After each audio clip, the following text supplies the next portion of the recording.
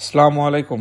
পৃথিবীর যে সকল প্রান্ত থেকে আমার ভিডিওগুলো দেখেন তাদেরকে জানাই আন্তরিক শুভেচ্ছা এবং অভিনন্দন।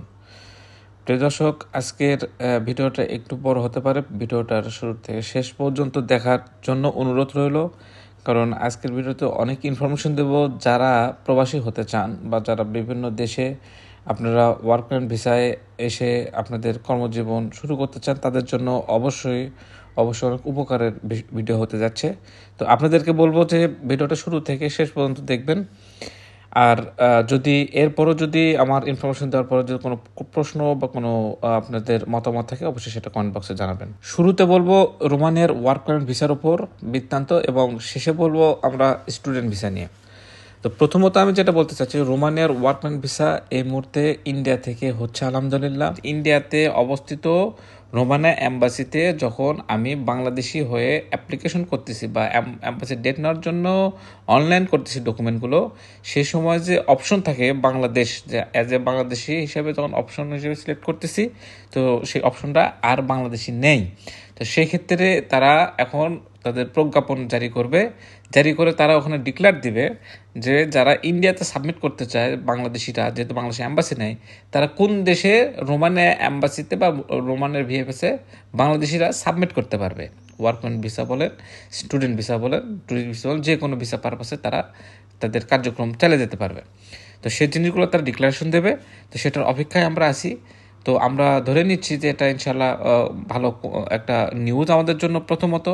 এবং দ্বিতীয় যে ভালো নিউজটা যেটা হচ্ছে যে আমি যে ডকুমেন্টসগুলো, অর্থাৎ যাদের ফাইলগুলো জানুয়ারি মাসে বা ফেব্রুয়ারি মাসে সাবমিট করি, তাদের অনলাইন হওয়ার পরে, অর্থাৎ সাবমিশন স্লিপ পাওয়ার 3 থেকে 4 মাস পরে ফিজিক্যাল সাবমিশন ডেট পায়। অর্থাৎ আমার ওয়ার্ক পারমিট হাতে পেতে পেতে 5 থেকে 6 মাস লেগে যাচ্ছিল।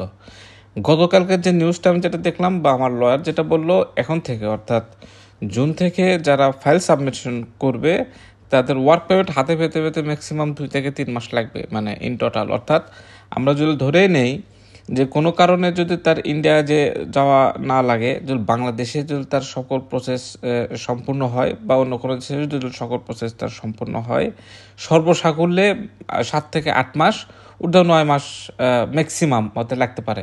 তো আপনারা যারা, অনেক ভাই আছে আমাকে টেক্সট করেন, অনেক ভাই আমার সাথে কথা বলেন, সে ভাইদের সবারই একটা কথা কমন থাকে যে ভাই সময় একটু বেশি। অর্থাৎ আমি সব সময় আমার এই রোমানের ওয়ার্ক পারমিট রিলেটেড যত রকমের প্রসেসিং যা সময় লাগে আমি ইনস্ট্যান্ট বলে দেই, এবং সময় উল্লেখ করে বলে যে ভাই আমাকে 1 বছর মিনিমাম সময় দিতে হবে, 1 বছর বেশি লাগবে না, বা হচ্ছে যে এর কম লাগতে পারে। সো এই হলো যে আমার হিসাব।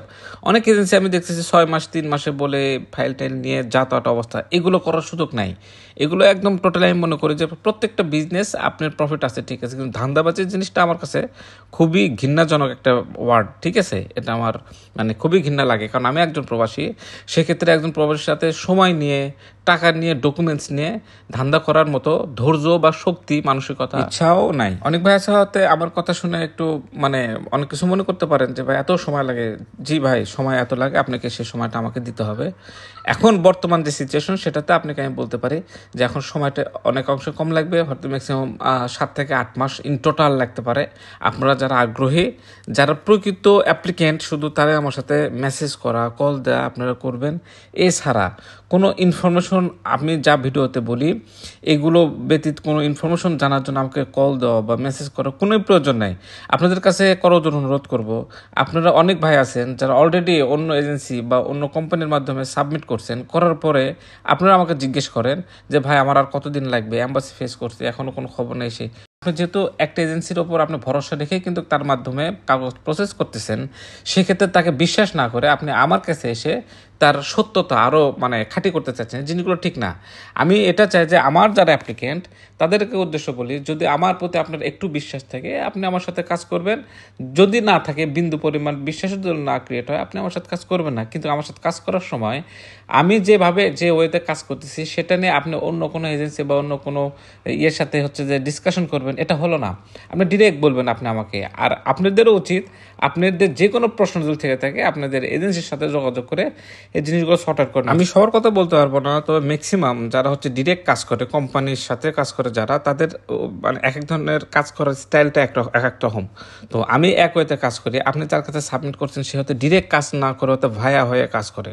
আমি যতটুকু জানি বাংলাদেশের ম্যাক্সিমাম এজেন্সি তারা হচ্ছে যে ভায়া হয়ে কাজ করে। ভায়া মানে হচ্ছে যে তাদের second hand, third hand, fourth hand এরকম থাকে, এটাই সত্য কথা। তার মানে এ না যে ডিরেক্ট কাজ করে না, ডিরেক্টও কাজ করে, তবে সংখ্যায় খুবই কম।